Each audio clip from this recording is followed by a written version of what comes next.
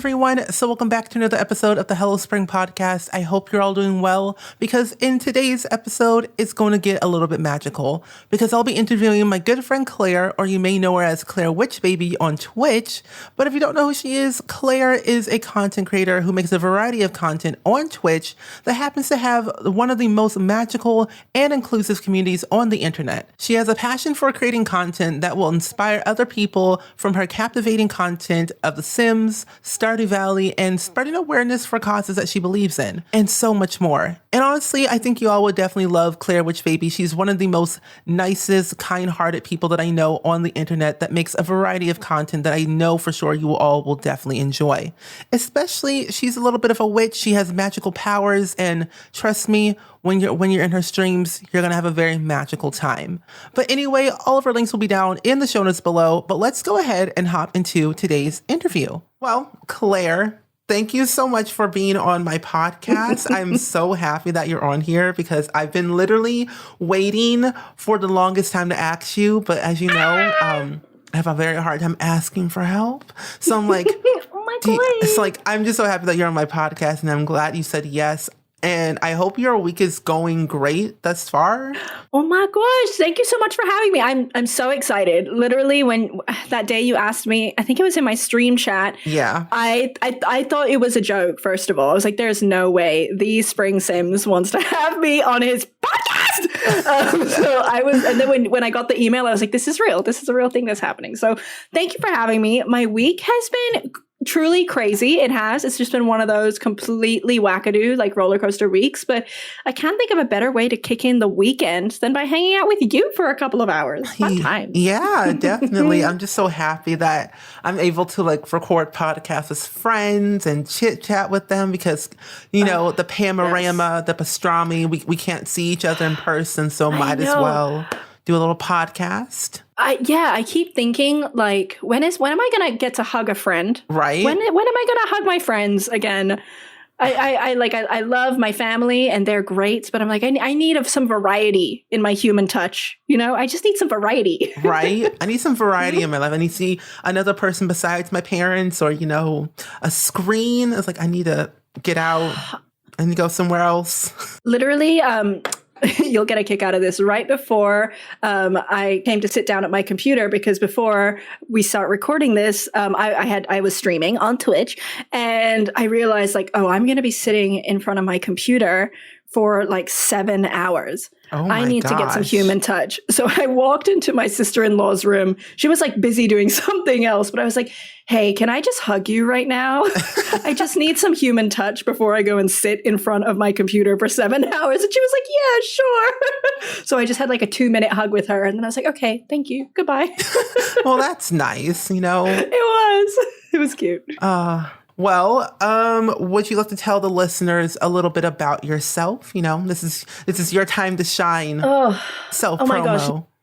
Self-promo time. No self-promo in this chat. No. Nothing would bring me more pleasure. Well, my name is Claire. You can find me online basically everywhere at Claire_WitchBaby. I am by day a social media professional. I work in influencer management, but by night I am a streamer, a content creator online. I primarily play The Sims, but you know, you can also find me like posting nonsense on Twitter. I have been known to post a selfie on the Instagram. Oh. But yeah, primarily I know. I have been known. But yeah, I'm primarily just like a Sims lover on Twitch. Nice. Well, I wanted to know because I've been following you for a very long time, but I was always wondering, why did you go with, you know, ClareWitchBaby? Like, do you like Hocus Pocus? Do you just love magic? Like, well, okay. So the short answer is I've just always been ClareWitchBaby online, like from the days, I guess you're American, so maybe you didn't use MSN. You were like an AOL messenger guy. I remember but MSN.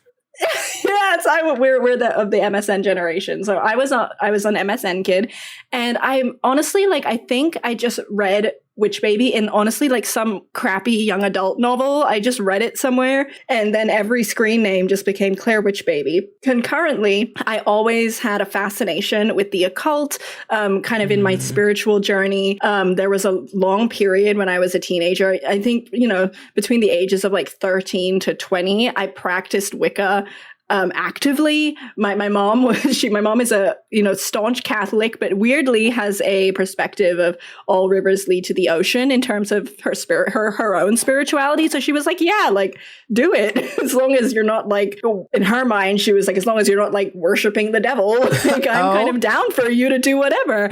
And so she was very open to letting me practice that way, and so it just became a part of my identity. And of course I do love Hocus Pocus, but actually my favorite witchy movie is Practical Magic. Have you ever seen it? No, I've actually never seen it. What is it about? Oh my God, it's so good. Okay, so it's a movie. It's Sandra Bullock and Nicole Kidman play these sisters who are witches, and they come from this long line of witches who are both sets of sisters who are witches, and they have this curse on them basically where like anytime they find their one true love, he is doomed to die. And so the whole movie is about all of them going through these hijinks and ultimately like breaking the curse. I promise that's not a spoiler because so much more happens in the movie, but it's a great movie. You have to like sit down, find it on Amazon and watch it like this weekend. It's so good. Okay. Good thing I have Amazon Prime so I can watch it while I, chill and edit some videos. Oh, yeah. Highly recommend. Oh, that's good. I always love a good movie recommendation because I need some more stuff after, catching up with Grey's Anatomy. I got to get something new.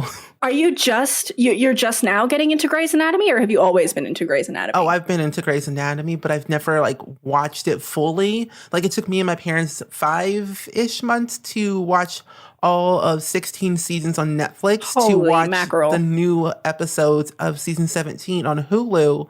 So we're all caught up now, but it's like I need something else to sustain my entertainment. Oh, yeah. I feel that. Yeah, Grey's Anatomy is a great show to just binge. There's so much of it. It's like the never-ending show. Yeah.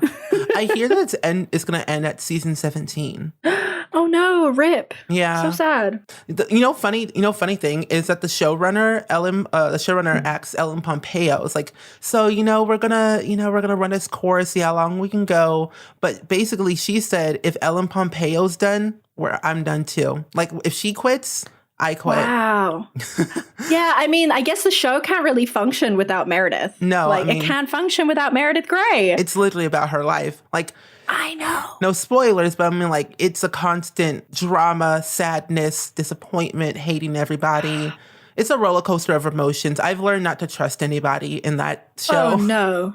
100%. I'm not caught up, but I do love the show, and you can't get too attached to any of the characters. Oh no. The flip side of it, what I'm really like invested my TV show right now is The Walking Dead, and I know I'm also a decade late to that show, but I'm obsessed with it, and it's the same thing, but obviously it's a very different show. I'm sure your listeners know it's about zombies. Oh yeah. But you just can't get too attached to any of the characters because as soon as you fall in love with someone, they're like, you know what? We're getting rid of him. It's like, well, thanks for that. I guess so. Probably not. I'm just going to leave the show now. I know. Thanks for the heartbreak. I stopped watching the show after like Negan came on, but I might give it another go. I don't know. Yeah, so I'm actually like, I guess a season and a half after Negan came on, and Negan's not my favorite, but he does change. His like villainy, I find him as a villain like a little bit two-dimensional personally, but it gets better, I promise. Oh yeah, I'll give it another go. I'm replaying the Walking Dead video game right now because why not? Ooh. But I should probably get into the show again just because nostalgia. I've been so dying to try that video game. It looks so fun. It is the best game I've ever played. It's, it makes your emotions just go skyrocketing, and it's good. The storyline's amazing. Telltale Games makes amazing games, and even though they're like no longer a business anymore, I highly recommend you go check out The Walking Dead. It's so good. You'll get attached very easily and then cry. Okay. Oh no. Yeah, I literally, you can't see me, but when you said it was the best video game, my mouth was literally agape. I was shocked that you were saying that The Walking Dead was the best video game, because I've heard it's really good, but it's just I have to try it. I have to try it. I know. I own them all, and I've played every single last one of them at least 4 times. 4 times? Holy crap. Well, yeah, because like there's different like pathways of like, endings, and like I want to see what all the outcomes will be like. Oh, it's one of those video games. Oh, yeah. Sick. It's a story-driven adventure narrative game. So where the choices that you make alter as you progress onto the game. So okay, that's very exciting. I have to give that a go. It's definitely worth it. So what is your zodiac sign? What is my zodiac sign? I am a Taurus, Gemini rising, Scorpio moon, and I would say that it's an extreme. That's very accurate for me. See, I don't even know what like my moon rising or sun rising or whatever. I don't know what that is. I just know that I'm a Pisces. Yeah. See, I didn't know what any of that was until honestly like a couple of years ago. I forget. You can find it online, like what the rising and the moon and the blady burp. You can find all that stuff, like what it means online. But basically, the conglomerate of those 3 things for me means that like, okay, my baseline is I'm a Taurus. I'm super stubborn but very loyal. Mm-hmm. But the Gemini part of it means that I can come across potentially a little like two-faced, which I think for me means that I can see that manifesting in my life, and that I always try to put on like a positive face, even if I am personally like, if I'm talking to somebody I don't like, for example, I'm always just still trying to be positive. Like I'm someone who very rarely likes to have conflict. So anytime I'm in a situation where like conflict is arising, or maybe an uncomfortable conversation is due, I can very rarely just be like, hey, I need to have this conversation. I have to like, I'm that person that sandwiches criticism between 2 compliments, Yeah. So I think that's how the Gemini portion manifests. And then the Scorpio portion means that like underneath all of this like positive veneer, I can hold a grudge. Like I'm that person where like I can be, if something happens, I'll still be super nice to you. I would help anyone, but I forgive but don't forget. I think that's what the Scorpio is. It's like, okay, like we can be cool, but watch out. I don't forget anything. I'm like an elephant. I don't forget. But yeah, I think that's why I'm really suited for PR, because I'm just like a cheerful person. Yeah, I can see it. It's like I was reading that it was like Taurus, like there are positive and negative traits. Like they don't shy away from hard work. They value honesty above all else. They love their sustainability and find comfort in consistency. Oh yeah. Yeah. Oh, 100%. I'm a creature of habit. I hate change. I hate change. Even good change, any kind of change, I get really panicky. But yeah, that all sounds very accurate. Change is scary, but also so scary. The other negative one is like Taurus can take their pleasure-seeking ways too far, and they're not fond of authority and might challenge a teacher or a professor who believe is wrong about something, or just wasting their time. Honestly. Oh yeah. That rings very true. Like I dislike authority in a very serious way. I think I've always had trouble working in environments where I'm being like micromanaged. I really push back against any kind of micromanagement. But what was the other one you said, that you take the pleasure seeking too seriously? That is 100% also true. I feel it coming to life a lot when I have to exercise. I don't know what your workout routines are like, but I hate working out. I hate it, and I know I need to do it because I don't know if you know, I'm about to turn 30, the big 30, and that's an age where like you really got to start like. It's like pick up the being pace. A healthy. Yeah, you have to start being like a healthy person and looking after your body, and I just can't stand it. I'm just like, no. Why? I could play Stardew. I could pretend to farm. I'm too lazy to work out. I haven't gone to a gym in like 3 years, so you're not the only one. It's a lot of work. It's not worth it. I'll just watch Yeah. my Sims work out. That's good enough for me. Me too. I'll send my Sims on a cheeky run. They can work hard for me. Yeah. I don't need to do it. You're working your fingers. That's exercise enough. Clicking, I know. yelling at your Sims. That's like a lot of effort. So agreed. I'm exercising my mind. Yes. The brain is a muscle. Yeah. Thinking constantly.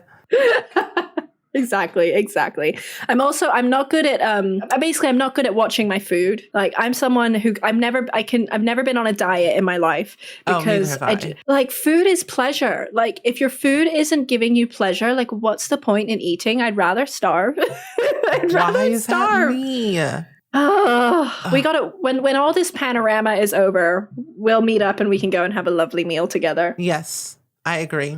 I'm ready to I'm getting my second vaccine in soon in a couple of weeks, so I can start traveling to places again. Oh my gosh. Mazel tov. That's so exciting. I'm so excited. Honestly. Make sure you take the next day off though, because I've heard after the second one, that's when you start to feel a bit poorly. Oh yeah. The first one, I don't know what it is. I am constantly tired and not eating. And so, or eating very little. And so I'm just canceling stream after stream because I'm so tired. I can't keep up. I can't keep awake. Because literally the first day was April 1st was the kickoff of the charity stream. And then the next day I went to the chiropractor and then got my first dose. And then it was a 13-hour stream that Thursday. So my body was catching up with me. And I didn't get much rest because I had to get up at I think 8:30, 9 o'clock. Oh, God. And I didn't go to bed until 2. So yeah, you deserve a little rest. I'm constantly tired. I know. I feel like that's the streamer mantra. How are you? Tired. I'm tired. I don't get enough vitamin D. I'm spending all my time staring at a screen. I'm tired. Same. So I did want to ask you, since we're on the topic, how has your 2021 gone thus far? Because honestly, 2021, we're already in April, and by the time this episode airs, it's going to be the end of April. So I'm where has the time gone? How has it been lately? Oh my God. I honestly can't believe we're already in April of 2021. I can't believe it. The time goes so quickly. Which makes it hard to answer that question. How's my 2021 going? Fine. I haven't gone anywhere, so. I haven't gone anywhere. That's the thing. It's what's different about my life? In a lot of ways, everything, right? Yeah. I don't know if your listeners are aware, I've only been streaming for about a year or so. And so streaming has become this huge part of my life in a way I never thought. So in that sense, it's been completely different, because if you'd asked me in January of 2020, where I thought I would be in January of 2021, where I am right now would never cross my mind. So, and in that sense, it's really different. But in the sense of the day to day, it just feels a little bit like Groundhog Day, doesn't it? Because all of us in the States, we're still living in this, we're basically still stuck at home. The panorama is still in full swing, even with people going and getting their vaccines now, which is amazing. Yes. But it's been a little bit the same. I basically work 7 days a week, so I don't really get a chance to take a break because I have 2 jobs. So it's just putting one foot in front of the other. So 2021 everything has changed, but in a way, nothing has changed. yeah, pretty much. I don't know. Things have changed a lot for me as well. Well, it's changed, but not changed. From last year, this time last year, April, I was getting ready to graduate the next month. So I was and I was contemplating life. I almost had a quarter life crisis. I was 24 back then, but I was thinking where am I going to go? What am I going to do? How am I going to get a job? Where am I going to live? I was thinking all these different things because once you graduate college, I'm I need a job. I need insurance. I need all these different things. But back then I didn't really have any money. I had money, but it's not a substantial amount of money where I could rely on to live. And I was so nervous of what to expect. And I thought I was going to have a heart attack of being overwhelmed and applying for jobs and getting my resume done and getting all my portfolio done. Because I went to school for UI and UX design. So I could get any job I ever wanted, but it's just so hard. I used to work at a UX UI design agency. Ooh. Yeah, no, I mean, that is hard. That phase of your life is a really tough one. Like when you get out of college and you haven't got that first job yet, I would say like that's the hardest phase. And I totally get where you're coming from. I earlier this time last year, 2020, I had actually just left a job. So I had left a job in November of 2019 with the idea of taking 3-month or 4-month sabbatical because I was like, I had been in like the creative agency world for a long time. And that's a real hard slog. And I was like, okay, I just need to reset and figure out what I want to do with my life. I'll take 4 months off. I was luckily in a position where I could do that, without it being a huge suck on my finances. And I thought, you know what, I'll just live on savings for a while, but it's okay because I'll just get another job in a few months because I'm very lucky that there's always agencies looking for my kind of work. True. But then the pandemic hit and it sent me into that same tailspin that you were describing. I was like, holy moly, when am I going to be able to get a job? Like I ended up being unemployed for much longer than I thought because of the pandemic. And it sent me into a huge tailspin. I was very lucky that I ended up getting a job, but I was also very lucky that I found streaming in that time as well, because I don't think I would have survived without streaming, honestly. I wouldn't think, streaming has definitely been the best thing I've ever done. Because like at the end of like when I graduated, I'm like, you know what? I think it was around maybe June, probably May. I don't know. Probably like June. I'm going to say June. Was the time then like, you know what? I'm done. I'm tired. I'm overwhelmed. I'm just going to stop job searching and quit it all and just work for myself and go hard in the paint of YouTube, Twitch, podcasts, store, everything, and make my own money because I don't have the time nor the effort nor the energy I can help other people, but it's like, I don't want to, Yeah. And you've been crushing it. How amazing that you took that leap, because look at you now, you little media mogul powerhouse. The funny thing is I made more money I did this year than last year. Already? Yeah. Oh, look at you. Get that coin. It's crazy. I mean, ever since the show, The Sims Spark, that was life-changing. And now I'm like, oh my goodness me. It's great. Now I can work for myself. I have my own LLC and everything. Look at you, fully fledged business owner. That's so exciting. You should be so proud of yourself. It's a very, I think we're so used to being around content creators who do this, for a living. And so it feels very normal. But let me be the one to tell you that it is very brave to go out on your own and take that leap of faith and put all that faith in yourself. That's a very brave thing to do. And you should be really proud of yourself. I hope you are. Oh, I am. Because honestly, I've always wanted to work for myself. Like I'm a goal setter, and I don't know if you are, but I've always set goals for myself where I wanted to achieve these things at a certain age. Like I wanted to be debt free before I graduated college, did that. I wanted to, work for myself. Doing that now. I wanted to go to Carnegie Hall. I did that when I was 18. Wow. And now I'm I already have all my goals already met. And now I just want to have a house before I'm 30. And then I'm good to go. I'm set for life.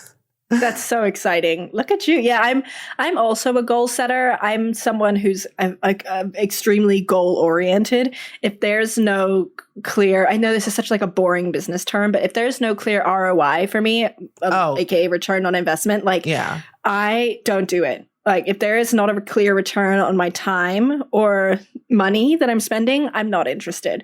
So I'm a big goal setter. I'm right there with you. Yeah, because I'm I need to have some ROI on my end. Is this going to be beneficial for me in the long term? How's it going to play out? So 100%. I'm right there with you. If I'm very big on setting clear benchmarked goals and then going back and saying, okay, did I hit that goal? Why didn't I hit it? What can I do next time? I'm right there with you. Yeah. So what was, I always ask my guests this all the time. What was your first impression of me? Oh my goodness. My first impression of you is that you are such a sweetheart. You're just so clearly someone who's so motivated by joy and by not just spreading joy, but doing something that brings you joy and that is inherently joyful. And I think I relate to that because I'm kind of the same. Like I'm someone who is very rooted in play. And it's so clear that, at least to me, that you're motivated by that same thing. You just want to pursue joy. And I find that so infectious. And then I think the second thing is just like the quality of your voice is so soothing. It's like this soft purr. It's so calming. And I just love having, whether it's your stream up or a YouTube video, I love having like listening to your voice in the background of my day because it's just so calming. Really? That's why it's perfect. Yes, you've got such a lovely voice. Oh, thank you. People tell me that all the time. Like, I think my voice is actually very annoying sometimes. No, you've got a lovely voice. I guess because I listen to it all the time on my YouTube videos. I'm like, oh gosh, I don't want to listen to this back ever again. Well, no one likes listening to the sound of their own voice. Truthfully, everybody hates it. That's true. I feel like I'm a child going through puberty half of the time. So I'm like, oh gosh, somebody send help. Let me just change my voice. Send help right now. No, you have a great voice. It's great. Thank you.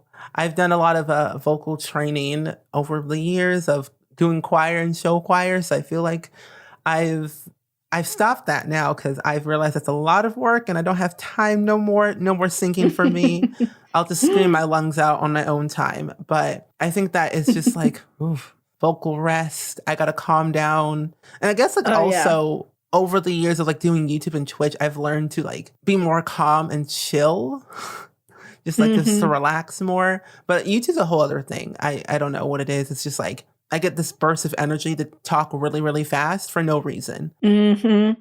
Yeah. And I mean, it definitely takes a toll just on your voice in general, like just speaking for that long. Yeah. I'm not a singer by any stretch of the imagination, but I was an actor in a past life. Ooh. And so I did all those same, the vocal warm-ups and the vocal training. Like I think a lot of it's rooted in the same thing for singing and acting. Yeah. And so I'm not a novice in terms of like understanding how to take care of your voice. But I remember when I first started streaming and I was talking for, like 4 hours straight or 5 hours straight, I would finish my stream and be like, wow, my throat really hurts. Like you really have to train your voice to be able to talk for that long. It's definitely a skill. It is definitely very much a skill, especially if we're doing like 24-hour, 12-hour streams. It's definitely a lot. Yes. Have you ever done a 24-hour stream? I actually have never done it. I don't plan to. No one can force me to do it. I will not do it. Dude, me either. That's craziness. That's foolery. I couldn't do it. I mean, I've seen people who've done it before in the past, like Dr. Gluon. He's more of a pro than I am. I don't know how he does it, but he does it every year. Like he does every year. Holy crap. Yeah, like towards like the countdown to midnight to the new year. He does like a celebratory midnight New Year celebration for every single time zone. So it's crazy. So it's like 24, 25 hours the entire time. So I'm like, you, my friend, are a pro. I cannot do that. My body can't handle that. I'm too much of a weakling. No. Yeah, no, you could never. No milestone or sub goal or anything could force me to do a 24-hour stream. I'd rather cut my own arm off and eat it. Oh my gosh. I'm just too nervous because I'm like, I can't do it. It's too much. My body. It's not good for you. It's not good for you. I mean, honestly, props to the streamers that do it. And Gluon is like truly, Doc is just, I mean, he's an icon, right? Like he's just an icon in this community. I have so much respect for him. Me too. But I'm not that strong. I'm not that strong. I could never. I haven't gone to the point of my streaming career to even get to a 24-hour stream. The most I've done is 13 hours. That's a lot, though. Yeah. That's a lot. I mean, that's a long time. We tend to go overtime anyway, just because one time my stream community made me cry because reading letters, and then 12-hour stream, you get very delirious after like towards the end. You just lose track of time. You just don't even know what's happening. Mm-hmm. Yeah, I've done a couple 12 hours. I think I've done 3 at this point. And it's always around the 8-hour mark that I start to get tired. It's like I don't run marathons, clearly, but I think they say like mile 20 or mile 19 or whatever is when you start to get really tired on a marathon. Yeah. I feel like that's what it's like for streaming. Like that's when I get really tired, like 8 hours. I'm like, oh my God. And then I start to pick up steam again at like at hour 10. Mm-hmm. Yeah. I take like breaks every hour, 2 hours. And then I just like, okay, I'm good. I can go for another 6-10 hours to see how far I can go. But like, it's key to always take breaks because honestly, if you don't take breaks, you're going to lose your mind. Oh, 100%. It's crazy. When did you start streaming? Like you say, like you started streaming like last year, but like when exactly? So I started, I think the exact date is February 27th. And yeah. That's actually like a couple of days after my birthday. Oh my gosh. I just missed your birthday. But yeah, I started streaming February 27th and it was, I think I mentioned or alluded to it a little bit earlier. I had left a job and was in a real state of distress, honestly. I was scared about how long I was going to be unemployed and was spending a lot of time alone because it was the beginning of the panorama. And I don't know if you can remember this, but when it was all first starting to kick off in like February, May, there was a lot of fear, right? Everyone was so scared because we didn't know how it transmitted. We didn't really know what all the symptoms were. I live in New York in a very busy neighborhood, so I was scared to leave my house. And so I was just spending all my time inside by myself. And one of my friends actually had just started streaming like the week or two before, and they were loving it. And I had heard people talking about Twitch. I had been on Twitch as a viewer for a few years already. I had joined Twitch a few years before to follow Jenna Marbles on Twitch, and now she's off the internet. But and it's just her boyfriend who's on Twitch now, and I still watch them. I think at my last count, I'm a 29-month subscriber to that channel. Oh my goodness! Yes, so I had been on Twitch as a viewer, and honestly, it was like truly a moment of despair. Like that day that I started streaming, I had a complete meltdown, like on the floor, completely like in tears, like scream crying because I was like, "What am I gonna do? Like, if this pandemic goes on, and if I don't find a job, am I just gonna spend all my time alone in the house with no money? Like, what am I gonna do?" And then truly just out of desperation, I was like, you know what? I'm already playing The Sims for like 5 hours a day anyway. I might as well just start streaming it. And then that same day, I just opened my laptop, like within 20 minutes, had like OBS downloaded. I was like, I don't know what I'm doing, but like, let's do it. And was live like 20 minutes later. Like, is this thing on? There was no thought. It was like empty head, no thoughts. I was just like, I just need something to put my energy into because the other option is despair. Like, I know that's a sad story, but it's true. Oh, no, it's not. It's like, it's real and it's honest. And like, I like that, honestly, because like last year, I had 2 jobs. Like I was still in school. I had 2 jobs. I was doing YouTube and I was streaming. So like I had 5 jobs. Oh my God. And all I knew, it was like that February, nothing was happening. The show, I just wrapped up filming the show like late 2019 and everything. And all I know is that I get an email saying, "Oh, we're gonna have to close down for a little bit." And I'm like, "For what?" I checked the news. I'm like, oh. Well then, seems like we're on lockdown. Great. But like it was so weird. Like we didn't know what to expect, what was going to happen. I was so scared because like I still don't have health insurance, so I thought I was going to literally die. Gosh, yeah. Neither did I. I didn't have health insurance. I was like, if I get sick, I could be screwed. Like, yeah, or paying out of pocket, which is even worse. Yeah, it was a scary time. That was a really scary time. Yeah, at least now things are like more under control than they were last year, and it feels more, I guess, stable. Yeah, in a way.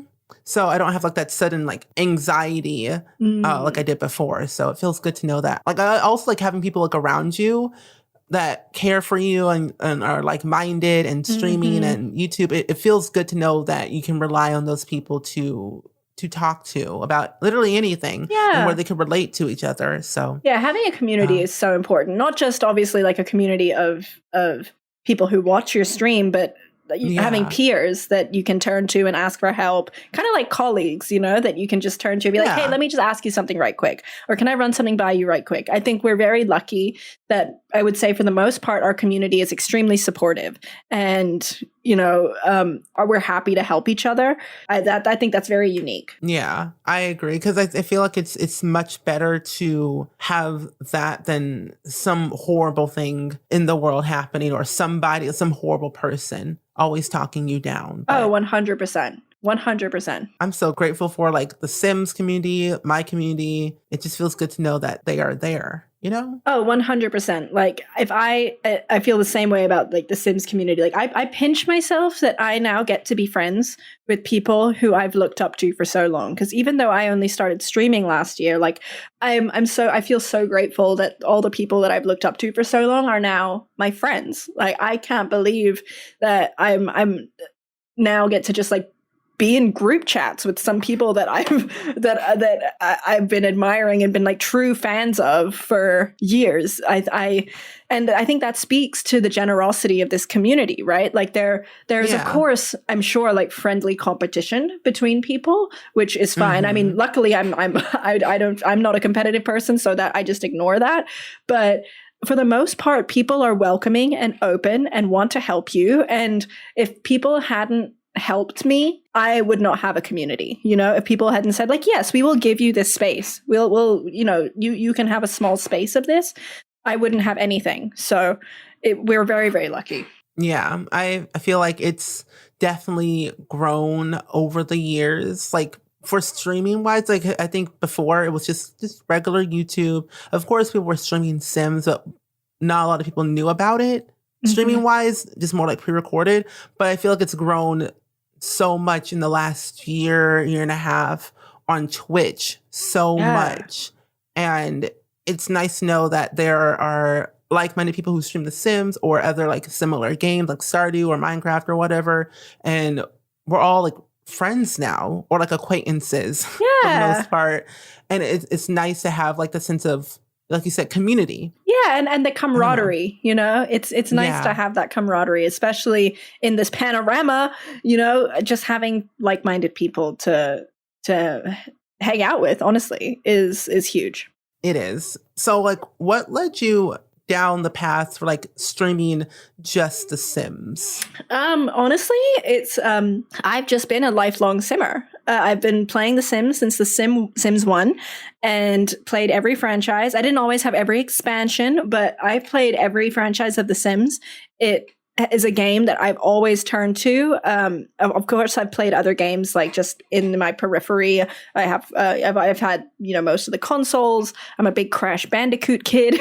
Oh my gosh, I love Crash Bandicoot. But The Sims was just always my go-to. I think I discovered it at a really young age. I think the first time I played The Sims, I was 9 or 8. I'm aging myself, but I was 9 in single digits, and I just immediately fell in love with this platform that allowed you to create either like complete fantasy world. Like I remember Making Magic was my favorite pack. I remember the impact Making Magic had on just my imagination and how fun the gameplay was.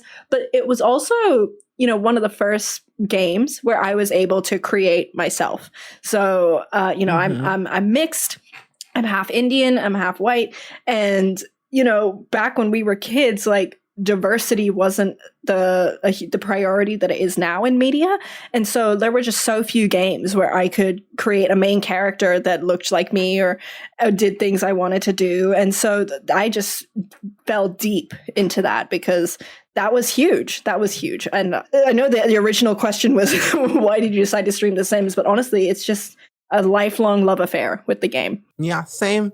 I'm the same way. I started back in like 2000. I was only 4 years old. So like I had no idea what I was doing at all. Like no clue.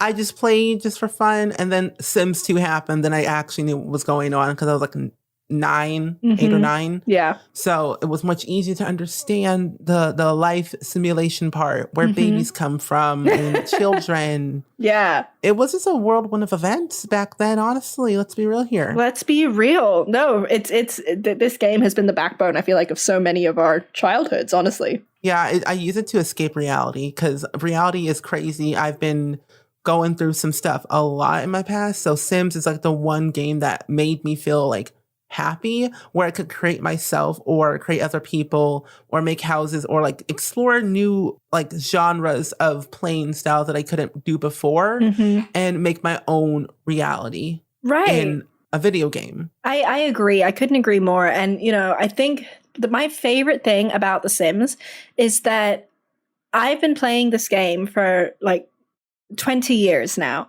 and I still learn things about the game every day. I just feel like it's one of these games that feels so expansive because there's so much you can do.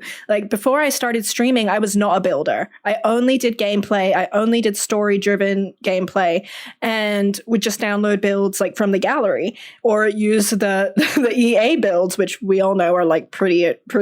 They leave a lot to be desired, we'll say. Yes. And it wasn't until I started streaming and saw other amazing builders and saw what was possible with building that I was like, wait, you can do that?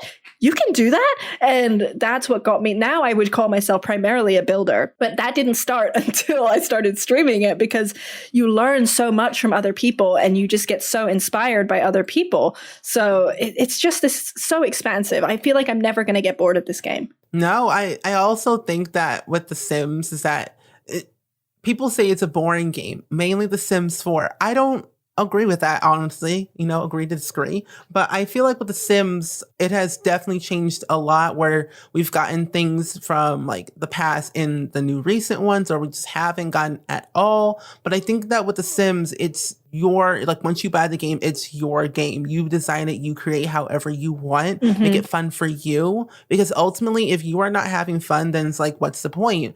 But I think if you don't see something within the game, create it yourself. Because that's the only way. Like, there are so many people out there, like, for example, like Mira. She couldn't see herself within the game, so she created skin tones to see herself within the game that she loved for so long, to help her inspire not like herself, but other people. And it's become a worldwide thing, where now we have skin tones ranging from like literally to the whitest of white to the darkest of dark. And it's so nice to see the true representation of people within a game that's been around for so long. I don't know. It's just so good to see like 100%. The realness of The Sims. 100%. And, even like, obviously Mira is such a powerhouse and really a thought leader in our gaming space, and has, just by being so innovative and wanting to make true representation in the game, has brought the game leaps and bounds forward. And it just, to make that step of trying, I can think of so many people that would have that experience of like, oh, I don't see myself, and just accept it. But I think the fact that Mira really took that step shows her true love affair for this game. That she would then take all that extra effort to make sure that not only she could see herself, but so many others could see themselves.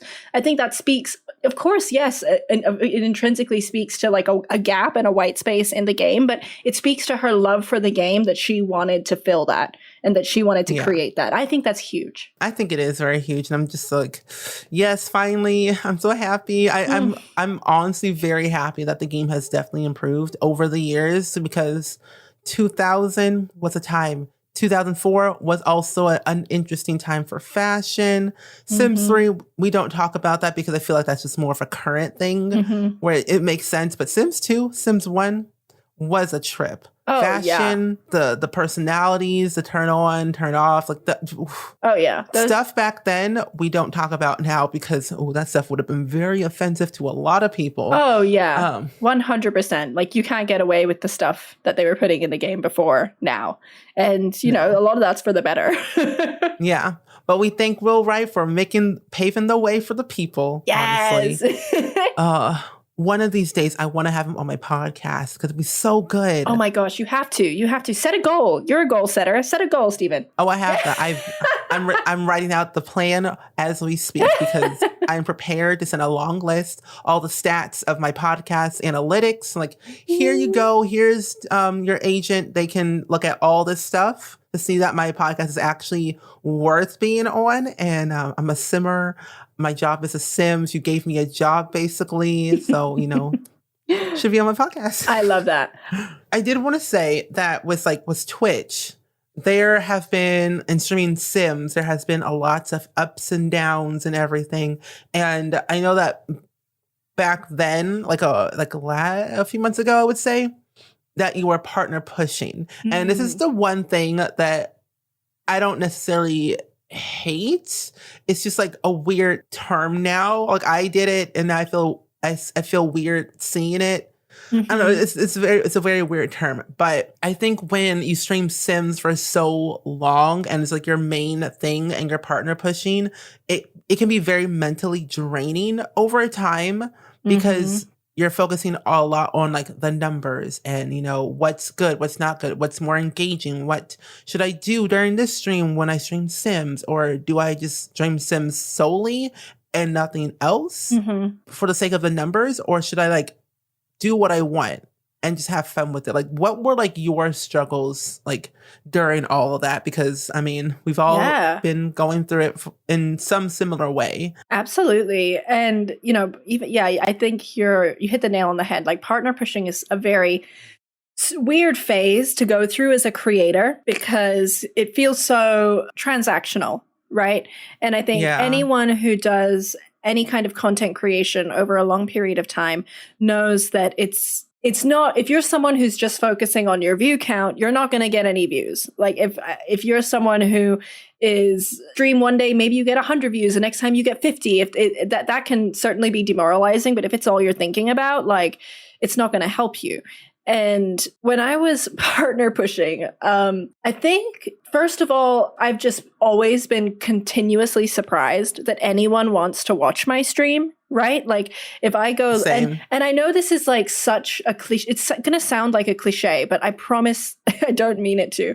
But every time I go live, when one person comes into my stream, it's still a surprise. I'm always like, crap, there's somebody here. What? There's people in the chat. What the heck? So I think when I started partner pushing, that was always kind of the backbone. Like, hey, if people come, sick. If they don't, there's no end to this quote unquote push.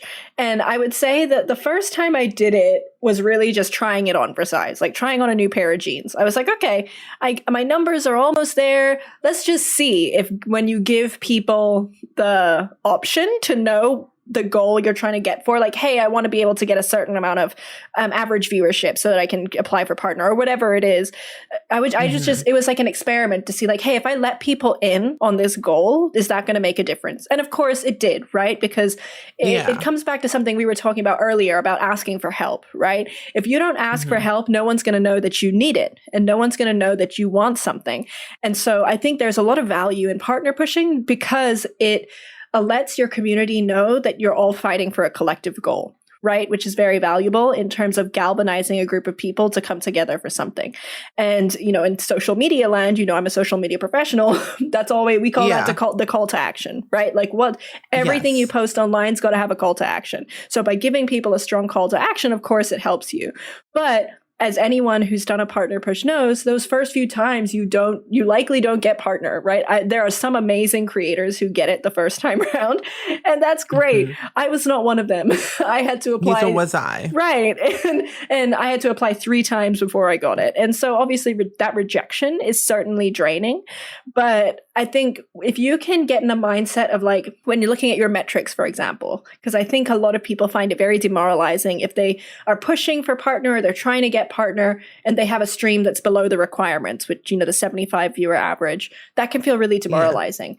Because we as creators sometimes put our own personal value into that number, right? If I don't get those views, it's a reflection on me. I'm a bad streamer. I didn't make content that was good enough. And I think I'm lucky that I started this having already had 6 years experience in the industry on the other side. And I think of metrics as a diagnostic.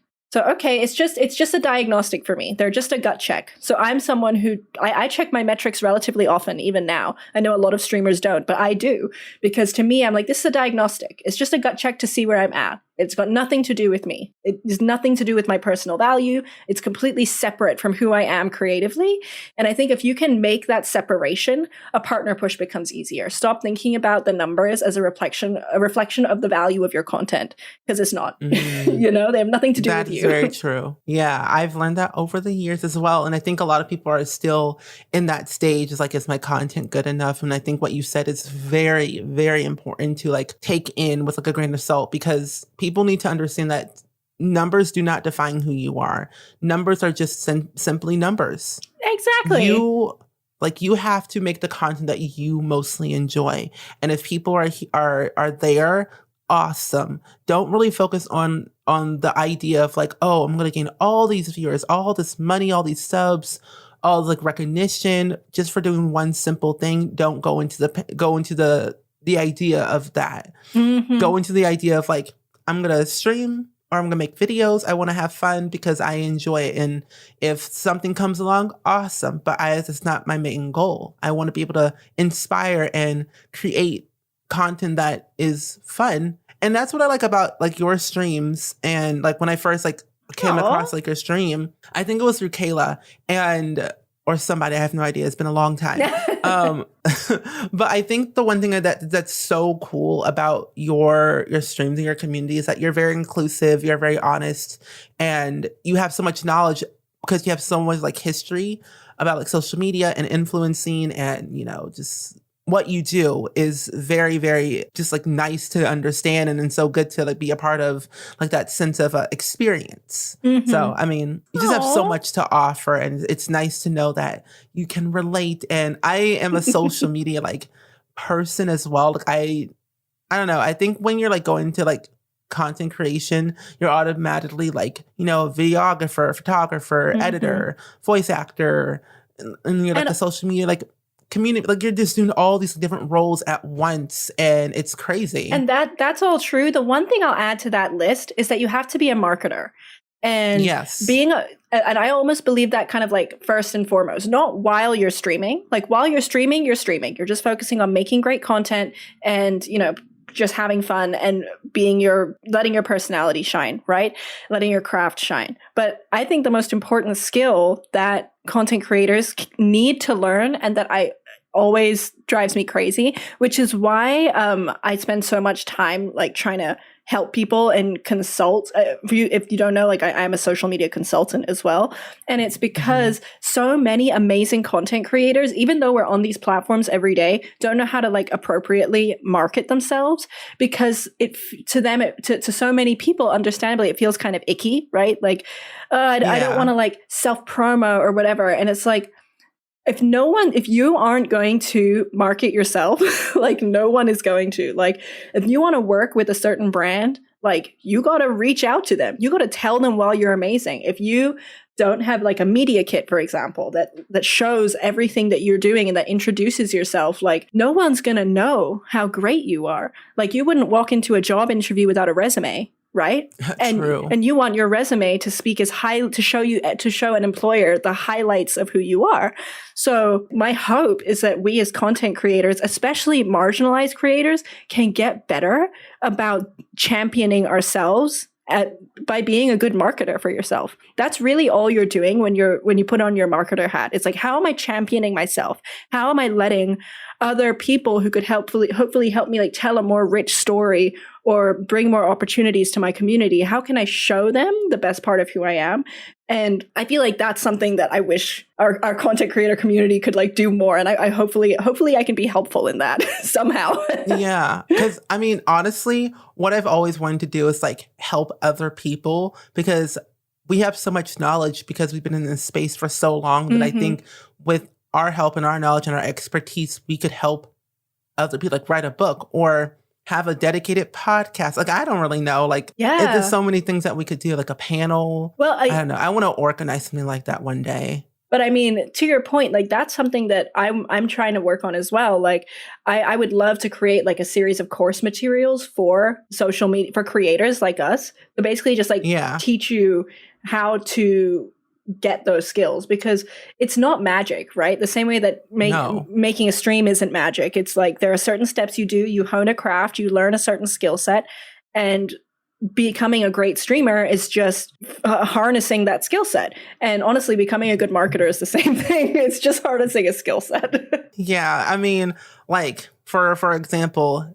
Dr. Lupo or Pokimane, they didn't get to where they are just for, sake of luck. They worked. They did. They put in the hard work to get where they are today. So like people think, oh, I'm just going to stream. Got millions of views. Like, no. And it's got to work for that. You got to work. And it's also investing your time really smartly, right? Like, yes, you probably know this, but the best streamers don't stream 24/7. They stream like maybe 4 days a week, 5 days a week, maybe 6 or 7.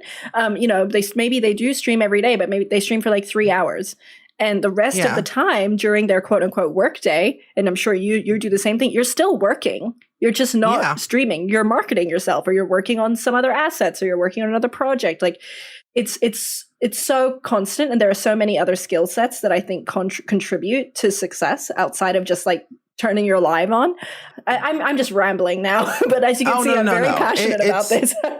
No, I love that, because I think what's so good about this is that it's very helpful. But also the other thing too is that if you want to go into this quote unquote like social media influencer space, that you can't put your eggs all in one basket. Nope.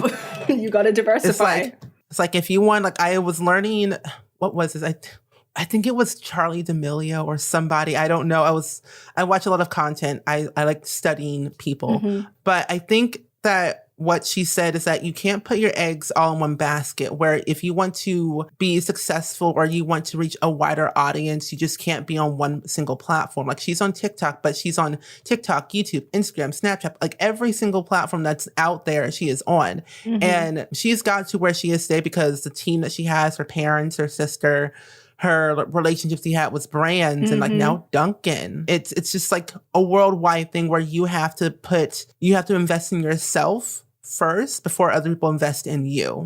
Oh, absolutely. 100%. And diversifying is huge, but also you tapped into something very smart there, Stephen, which is she has a team of people that she is delegating work to that have the skills, like other skill sets to help, improve the content that she makes and improve her branding. So for example, like I just did a big rebrand recently on my own Twitch, right? I didn't do that myself. I had like 3 or 4 people help me with that over the course of 6 months, because I was like, you know what? If I tried to do this, it would look like total trash. Like, why not work with other people who can do a much better job? You, for example, you have an editor that helps you edit stuff so that you can use your time more smartly. Like, we don't have to do this all our own. Just because it's only our face on the stream or in your YouTube video doesn't mean you have to do it by yourself. Exactly. Delegation is huge. Yes. Delegate, collaborate, understand these things. Yes. So I did want to say that with like social media, it can be very mentally draining. But like, what apps are you actively on? So I'm obviously on Twitch. Love Twitch. I'm the most active on Twitch. Before I started streaming, I was most active on Instagram. So, I mean, if you scroll down into my Instagram, you'll see more like lifestyle content on there. And I actually had a bigger audience on Instagram first, and then started streaming on Twitch. And I actually started posting less on Instagram now, basically just because I don't have time. But I'm also active. I'm active on Twitter. I love Twitter. You'll see me like, sorry for the swear, but you'll see me posting on Twitter all the time. I had a YouTube channel for a while that was very short-lived. I used to post like vlogging content like 6-7 years ago. So if you want to go back and watch that, it's tragic, but it was fun. That was really where I started falling in love with content creation, was with video and shooting and editing videos. I still love editing videos to this day, but I no longer post on YouTube. I would love to start it back up again, but I just need to find the right time. It needs to be the right moment. But yeah, those are my most active. So Twitch, Instagram, Twitter. I use YouTube from the old days. Yeah. I feel the same way. I'm active on like Twitch, Twitter, and YouTube. Instagram, I really don't post on there as much as I thought I would. Cause I mean, I'm running 3 Instagram accounts at once. I have like my main Sims one that's like just more lifestyle type of way. Mm-hmm. And then I have my art one, and then I have my podcast one.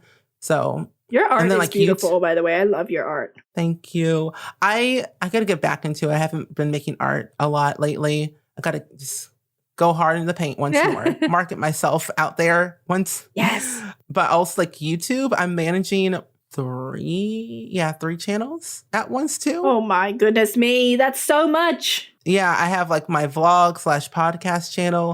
And then I have my VOD channel where I re-upload my streams, which is really not that hard. Mm-hmm.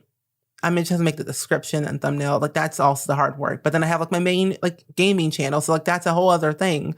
So I'm like doing so much because I don't want to put my eggs all in one basket and like diversify my content more and like reach a new audience that I haven't reached before, Mm-hmm. you know? So it's definitely a lot, but it's like social media is definitely advanced so much in like the past decade or so that like, you know, Twitter and Instagram and Snapchat, like I feel like Snapchat's dead now or something. Yeah. I feel like it is. I'm not on Snapchat. I never cared about Snapchat, but that's just me. It drains my phone, so I deleted the app. Yeah. So I don't have it anymore. But it's like, it's weird because now Clubhouse is a thing, Philippe's, Yeah. Spaces. I'm like, almost every single social media app out there has a story. LinkedIn has a story. Soon TikTok, I heard somewhere down the line is going to have stories. Monetization is happening on Clubhouse. So it's so interesting on how evolved social media is and how effective it can be for so many different people that it's kind of hard to be on every single app at once. And I don't think you need to be. No, you 100% don't. And like from my point of view, I have always looked at these social media apps as just tools for telling stories, right? It's just, they're just different ways for you to tell a story. And it doesn't matter if that's a brand story or you as like, if you're trying to be an influencer, like a personality story, or if you're someone who like makes like cartoons or animations or comics, you know, and you're using those platforms to tell a story through comics and arts or some kind of visual storytelling. And it's just about like which platforms are going to be the most useful for the story that you want to tell and which ones are going to give you the highest ROI. So for me, that's Twitch and Twitter right now give me the highest ROI in terms of my efficacy of storytelling. That's how I think about the metrics. Like which platforms are the most effective for me to tell my story? Right now, that's Twitch and Twitter because my storytelling is very intimate. It's very personality based. It's really about me just putting myself out there. And The Sims is kind of like the backdrop for just us having a good time. And that's why Instagram has sort of dropped off for me because my Instagram audience was much more interested in like what I was wearing and how I was looking and the pose. And like, if you scroll through my lifestyle content, you'll see it's very about the aesthetic. And at that time, that's what I was the most interested in. I was interested in creating an aesthetic that people would enjoy. But my story has changed, right? I'm in a different chapter now. That's how you can like easily pivot between app to app is like, once you find an app that is better helping you tell a story more effectively, you can put more energy into that, you know, and try things out and experiment. And I think it speaks to the conversation we were having about diversifying. You shouldn't put yourself out there everywhere just because there's some new app to be on. It's about like, well, what's going to help me tell my story effectively? And what am I going to have the most fun on? What's going to be the most dynamic for me? And that should, in my opinion, sort of lead where you put your energy into the apps because it's crazy. As you said, it's changing every day. There's a lot to choose from. It's very overwhelming. That's why I deleted the Twitter app off of my phone because I would constantly be tweeting what's ever on my mind, and that's not a good thing. No, it's not. So I would spend my days kind of stepping away from Twitter, and I was looking at my analytics, and I'm like, oh wow, I don't post as much. Like on average, my tweets per month is like 230 to like 350. Like I don't tweet that much, honestly. Yeah. And it's like, that's probably a good thing for me because I think that the idea is that with social media, when you're on it for so long, you don't really know what's happening like in the world around you. Like you kind of lose a sense of self. Oh, yeah, 100%. It's so easy to just get sucked into the dopamine kick that you get from a like or from a retweet, or, you know, that really triggers a response in your brain that's addictive. That's why it's so easy to spend so much time scrolling on Twitter and liking other people's stuff. Even the haptics of when, I don't know if you know this, Twitter added, I think a year or so ago, a feature where when you like a tweet, a little like sparkle comes out of the heart. I saw that, yeah. And that like triggers a pleasure response in your brain. It's literally like addictive just to scroll through these apps. And they design it that way because they want to keep your attention so that they can feed you advertising. Exactly. So I think getting the app off your phone is super smart. Yeah. I've realized I've been on Twitter since 2014 of November, and I've tweeted at least 53,000 times. Oh my God. I don't know how many times I've tweeted. I have to like find this out. I'm going to text you after this and tell you how many times I've tweeted. Oh my, it's crazy. Like I tweet way too much. It's mainly about The Sims or like whatever's on my mind. But then like I look, when I've gotten more into the space of like streaming and like YouTube a little bit more, like about like a year or two ago, I've become more serious of like I wanting to grow myself. And I'm looking at my analytics and I'm like, oh my gosh, what does this mean? And then I do all this research. I'm like, oh, that makes sense. Like in the past like month or so, like last month, since you're a social media person, I don't think anyone else who's listening to this podcast is interested into what I'm saying. But literally, I've learned that tweeting, like this podcast has been a true delight. And also like, you know, just posting my Sims. Like I've realized that when I post a screenshot of any of my Sims that I do, it does so well. Yeah. Because people like seeing the Sims at who I make, and it's nice to know like, oh, people like that stuff. Like last month, I had 1.11 million tweet impressions. Wow! Oh my God! Look at you. That's like amazing. It's crazy. Like I don't understand it because I'm like, oh, cool. But like on average, it's like 500,000 to like above. It's never below because I don't know. That's amazing. It's just that's sad. I guess the amount of like tweet and interact with people. Yeah, that's a lot of impressions. You should be well chuffed. I like it. I even asked somebody like, what's a good like, you know, engagement rate on Twitter? They say like, you know, like 2 to like 2% or 3%. Like, oh, I have that. Yeah. 2%. Yeah, that's like, solid. It's pretty great. I've also like, I just gauge, see how it goes. Depends on what I'm tweeting. Like sometimes it's like 14 or sometimes it's 2 or like 1.7. It fluctuates and that's normal. It's totally normal. And like luckily Twitter's an app where you can post a lot of volume. It's a volume centric app. So you could tweet like 6 times a day and it wouldn't matter. You know, like it's the half-life of a tweet is so short, like that you could tweet. It's like TikTok. The half-life of a TikTok, if it doesn't kick off and like go viral, is really short. So you can post a lot of content on apps like Twitter and TikTok because if it's dead, it's dead. It doesn't matter. And I'm just talking about this from like a marketing point of view. Like if the content dies, like no one's going to see it. Doesn't matter. You can just try again.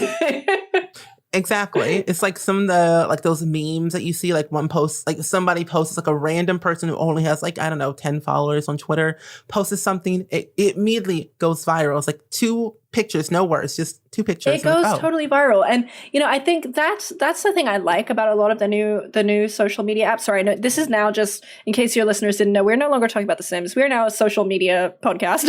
We're talking about social media.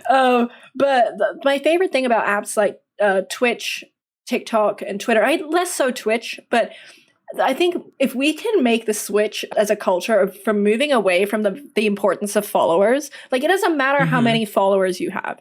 It truly really doesn't matter. If your content is resonant and your content is interesting, people will find it.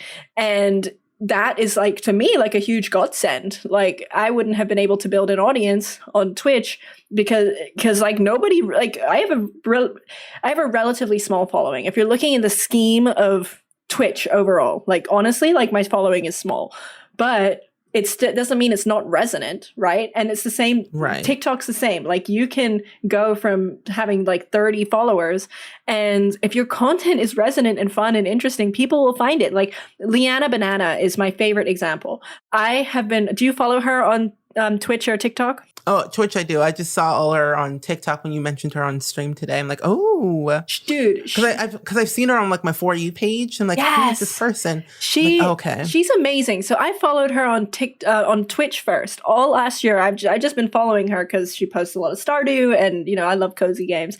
And she started posting her content onto TikTok.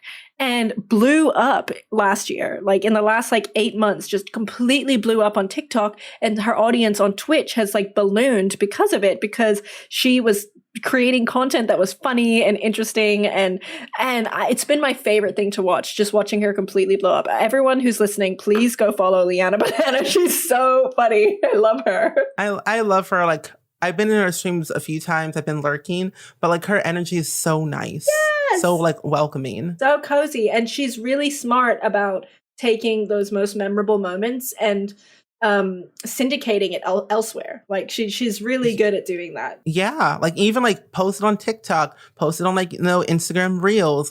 These things aren't even okay, YouTube Shorts. That's a new thing.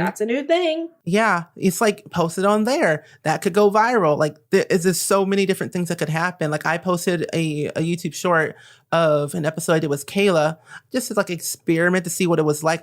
And then it just blew up. So I'm oh. That's so cool. I should do this more. Oh, 100%. Yeah, it was a little preview of the episode, but... That's so smart. Yeah, just trying things out, it's so fun. Getting playful on these apps, I think is a huge thing.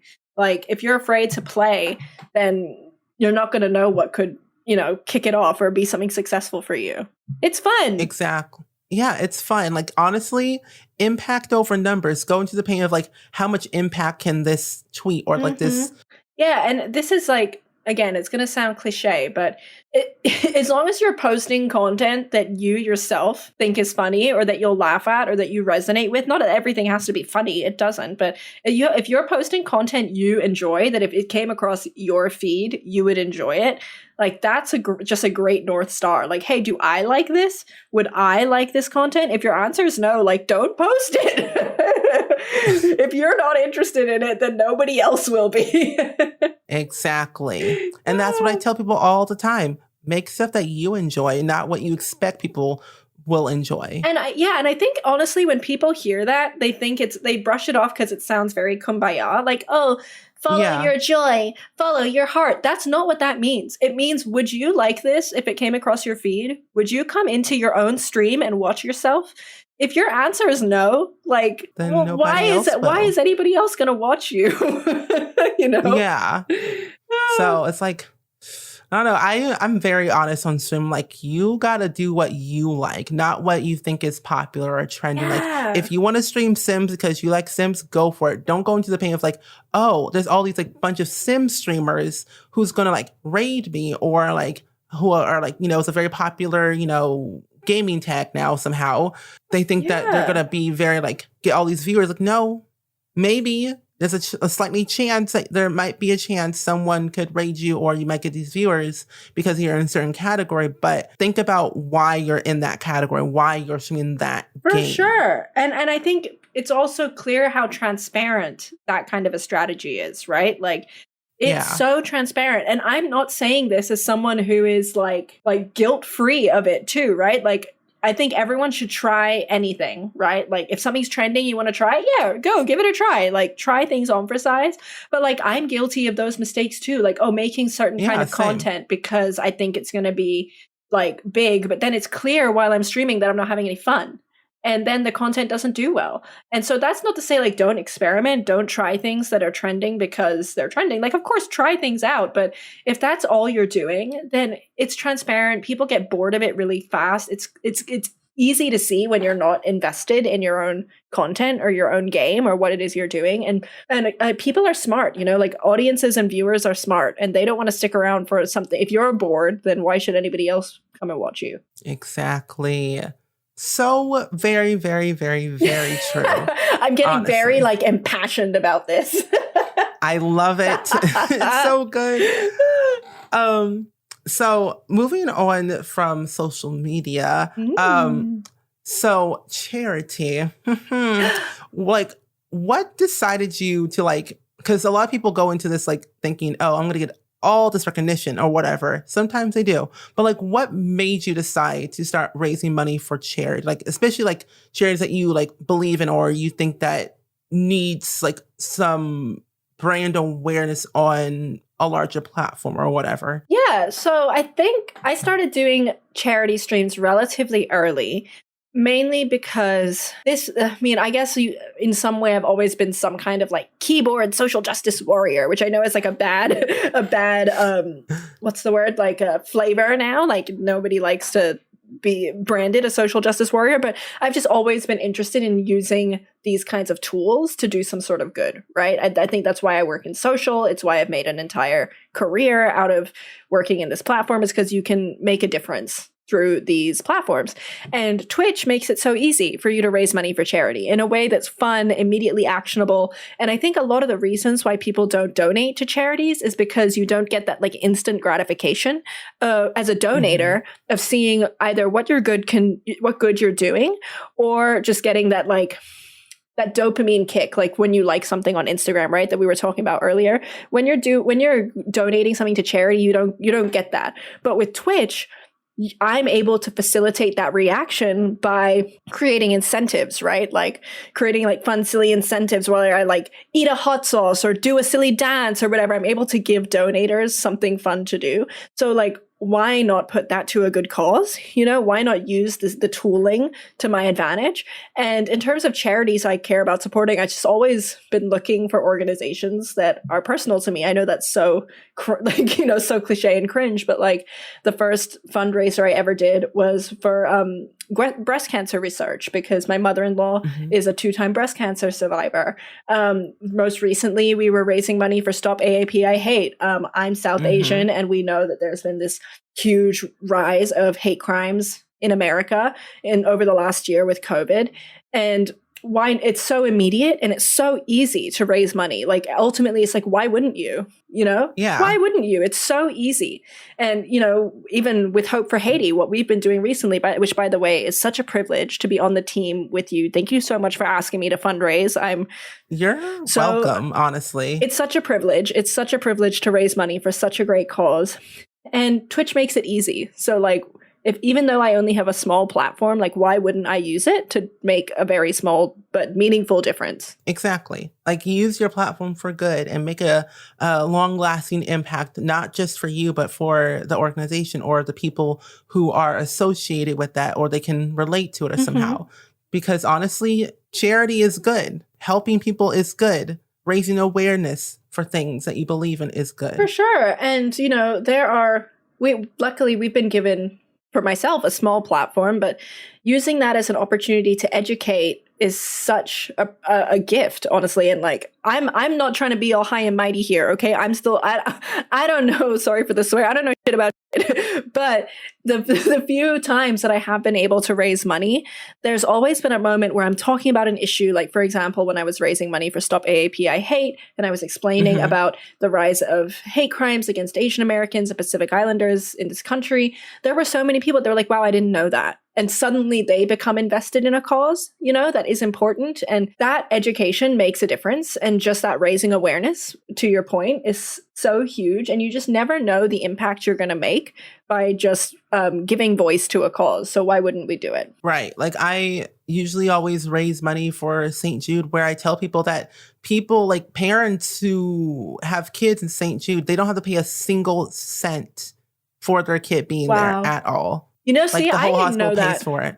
I didn't know that. The parents don't have to pay a single dime, because St. Jude raised so much money from like streaming investors and so many people around the world who continuously donate monthly or yearly or weekly or whatever. They have so much money that the parents don't have to have that burden of having a $10,000 bill because their kid was, you know, sick with cancer or something, because having the fact that your kid's in the hospital for something that they have no control over, and then also a bill that's too much going on. So they have to deal with one thing and taking care of their kid the best possible way that they can. And I don't know, St. Jude just is so good. And then like Hope for Haiti, like what that organization does, like they help people with like infrastructure and schooling and medical supplies and COVID testing and COVID vaccines eventually.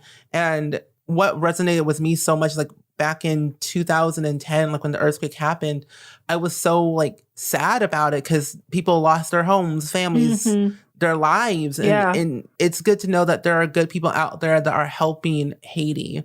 And I reached out to Hope for Haiti back in like September, like asking like, can we do like a back to school event? Because they weren't present on like Twitch or like Tiltify or anything. So I helped them gain their presence on something that they weren't familiar with because they're more like used to like the traditional fundraise, like in person and stuff like that. And like they just recently like did like a virtual hike for Haiti that we're doing right now. This is their third annual one, but like last year was like their first virtual one. And thus far, they've raised so much money. Their goal is $250,000. And what we've raised as a team together, like right now, as we're recording this, we have raised over $53,000. Wow, that's amazing. I know, almost $54,000. It's crazy. That's in like crazy. 10 days. So it's very nice to know that we've done so much in so little time with making a huge lasting impact on people in Haiti and what we could do for them for something that we enjoy doing every day. Yeah, and it just goes to show, well, first of all, good for you for making such a huge effort to raise money for this amazing cause and, you know, bringing so many of us together to do it. But it just goes to show, you know, how much difference you can make with just like a little bit of effort, you know, like how many people as a part of that $50,000 plus donation pool, how many of those people just donated $1? Like I venture to say a lot of people probably donated $1 or $2 or $3. And, you know, most of us could probably donate $1, but it's when you pool it all together as a collective, it makes such a difference. And if that can just inspire anyone that, you know, even if you think your footprint is small, your impact can be huge just by, you know, putting resources together. And you did that. You did that. Honestly, like I went into this thinking that, you know, I want to reach out to my friends because people sometimes reach out to people based on their numbers. I don't do that. I go to asking like, hey, you want to collaborate with me on like a charity event and, you know, hang out and play games together. Like I never go into thinking, oh, they have like 1 million subscribers or, you know, 500,000 or whatever. Like, no, they're just people. Numbers don't define who they are. People chose to follow them because they like their content and their personality. And that's why I like the people that I reached out to people for this event based on their personality, what they're like. And, you know, I like what they're doing and they're great people like yourself. So, I mean, that's all that I did. Shucks.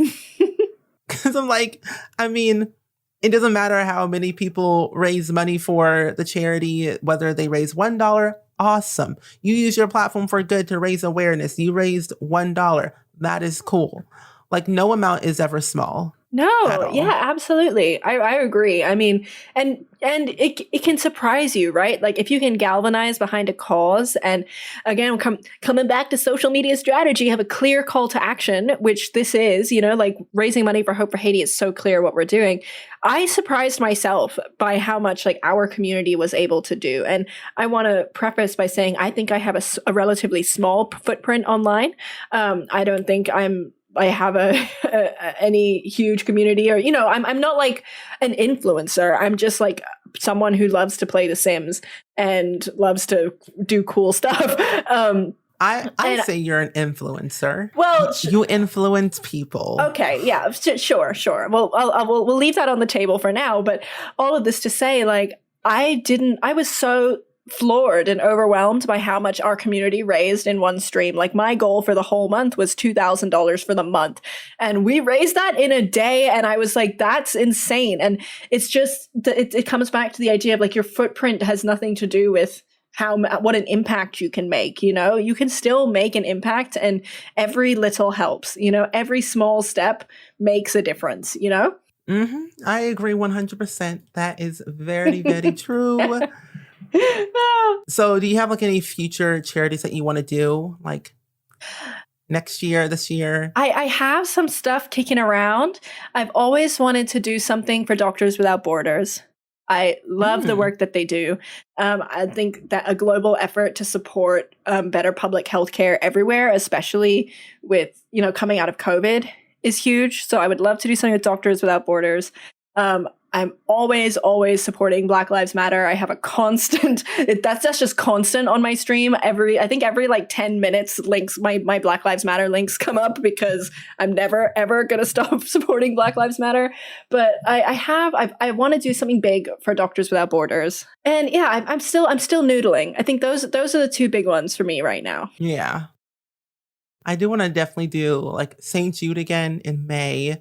And then I don't know, so if something else comes up that I want to do, I'll do it. And ping me too. You hit me up if you ever need someone else. If you're doing another team thing, you let me know. I do have something in September. Gonna reach out to the group, see who's interested, get that ready. But that's like in September, so we got time. You got time. You got time to figure. Have a summer. Go on vacation. Yeah. Stephen, go on vacation. I need a vacation. Oh, I'm going on vacation end of April. Oh, I'm so excited. My dude. I can't wait. Yeah, I'm taking a week off. I'm going to South Carolina. It's going to be fun. Ooh, yeah. That sounds fun. I've never been to the South. I just want to go to the South. It's fun down there. I've been there. Yeah, I'm excited. Yeah. Well, anyway, we have come towards the end of the podcast. No, say it episode. So. I've been having so much fun. I know, but I have some rapid fire questions for you to answer. Oh, spicy. Hit me. They might not be rapid fire because I'm an over-explainer and I just tend to just talk. But anyway, first one, what is your favorite game you've played thus far? Well, can I answer a question with a question? Yeah. Is it outside of The Sims? It can be. Okay, so The Sims is obviously, The Sims is my number one game, ride or die, forever. I'm really loving Stardew Valley right now. I love Stardew Valley so much. I'm so bad at it, but I'm obsessed with Stardew Valley. Let's make this top three. The Sims is number one, Stardew Valley number two. My other favorite game to play off stream right now is honestly Fortnite. I'm loving Fortnite right now. It's so fun. I love playing with my friends. It's such a good time. I have Fortnite, but I have not played it in so long. I have to update it. Oh, we gotta play. Well, we'll play together. It's so fun. We'll get some duos together. Let me tell you, it's wild. It's wild. And I'm terrible, by the way. I'm terrible at Fortnite, but I don't care. I love it so much. It's so fun. Yeah, I stopped playing that game after I realized I spent over $300 in a couple months of that game. Got it. So, because I have Save the World, which is like a game that people can play and get V-Bucks and passes for having it. And then I bought a bunch of skins and more V-Bucks and battle passes. It just stacked up, but Oh yeah, I mean, the way I spend money on Fortnite is shameful. It's shameful. Yeah. I have a creator code, so people can use my creator code to support me. What? I need to get one of those. It's just SpringSims. Second one. What recommendations would you give to someone, like a book, podcast, TV show, etc.? Okay. Podcast outside of your lovely podcast. Okay, this one is for 18 plus listeners only. But my favorite podcast in the whole world is called My Dad Wrote a Porno. It's basically these three hosts. They're like BBC radio personality hosts. They already had, a presence on media. But one of them, their real dad, started writing erotic fiction. And so every episode, they basically just read a chapter of his crappy erotic fiction. It's terrible. It's the worst. It's so bad. But that's why it's funny, because it's terrible. So that's my favorite podcast. But keep in mind, it's not safe for work. And it's so you have to be 18 plus to watch it. TV show, The Walking Dead, 100%. Book. I read Harry Potter on repeat all the time. And my other favorite book, the title just flew out of my mind. I'm trying to open up my Audible so that I can very quickly. It's definitely in my Audible library. It's called My Brilliant Friend. Have you ever read it? I actually haven't. No. I need to get my Audible subscription renewed. Okay. My Brilliant Friend is so good. It's part of a trilogy called the Napolitan Trilogy. And it's originally in Italian by an author called Elena Ferrante, I think is her name. And it's a trilogy about friendship in post-war Italy. And you will not be able to put it down. It's such a brilliant series. Well, that sounds cool. I am down for that, definitely. Third question, when you're not working, how do you like to spend your time? I work a lot. I work 7 days a week. So when I'm not working, you can probably find me curled up in my hoodie playing Stardew or having a bath. I love a bubble bath. I think I have a bubble bath probably like 4 times a week, or engaging in some skincare. I'm like an absolute sucker for skincare. I am that person with like a 10-step skincare routine. So you'll probably see me in the bath doing some skincare. Nice. And the last question, what does success mean to you? Oh, the last one's a loaded question. I know. What does success mean to me? Oh, I have to think on that one. Success to me is about being better every day than I was the day before. I try to finish every day, trying to assess every day, like, can I put my signature on this day and be proud of the work I've done? And that doesn't happen every day, right? Sometimes you can't put 100% into every day. Some days are a 60% day, right? That's just how we are. But I want my overall trend for my life, if I were to graph it, to say like, hey, I can say that I got better at something every day. There was some improvement every day. And I just believe that if you're just looking to improve yourself every single day, be a little bit better than you were before, whether it's like today I'm looking after my fitness, or today I'm honing my craft with streaming, today I'm being a better writer, or maybe it's today I learned a new foundation application technique that makes my foundation look nicer. It applies to everything, but as long as you're looking to improve every day, I don't think you'll ever not be successful. Period. I like that. I really do. That's good. That was very deep. Very deep. Thank you again for being on my podcast. I really appreciate this talk. Honestly, it's a breath of fresh air. It was so relaxing just to chill and just talk about literally anything. Me too. It's been such a tonic just sitting on the phone with you, having a wee chin wag, just having a wee chit chat. This has been really fun. Thank you so much for having me. I really appreciate it. Thank you. Yeah. So where can the listeners find you? Listeners, hear ye. You can find me on Twitch at www.twitch.tv/Claire_WitchBaby. You can find me on Instagram and Twitter under the same handle, Claire_WitchBaby. And come hang out on my streams. I stream every Friday and Monday at 7:30 p.m. Eastern Standard Time, Saturday, Sunday at 10:30 a.m. Eastern Standard Time. And you know, it's just our little witchy corner of the internet. We love to sprinkle a little bit of magic. So stop on by. I like that. Well, thank you so much. Thank you for having me. This was so fun. Yeah. Goodbye. Goodbye. So I hope you all enjoyed today's episode with Claire. I definitely sure did. It was very refreshing to know who she is as a person, but also who ClareWitchBaby is. And especially her time on Twitch, about her partner pushing, her ups and downs, the benefits of it, especially kind of learning by trial and error of what she's experienced from her very start, but also where she is at today. Being able to kind of relate on a topic of Sims, streaming, social media, mental health, PR, and charity fundraising, it's very reassuring to have that person that you can relate to and talk about these things, because sometimes you can't really talk about, streaming for a living or social media and how I make my money on the internet to like regular people who do not know the internet industry or the gaming industry. But anyway, I hope you guys definitely learned a lot from the both of us, from Sims, Twitch, streaming, YouTube, PR, social media, how to get into the space, and especially charity fundraising. Like I said, I hope you guys definitely enjoyed, but make sure you go ahead and check her out. All of her links will be down below in the show notes, but make sure you go ahead and follow and subscribe to me on Spotify, Apple Podcasts, Google Podcasts, or wherever you listen to your podcasts, and I will hear from you all next week. Goodbye.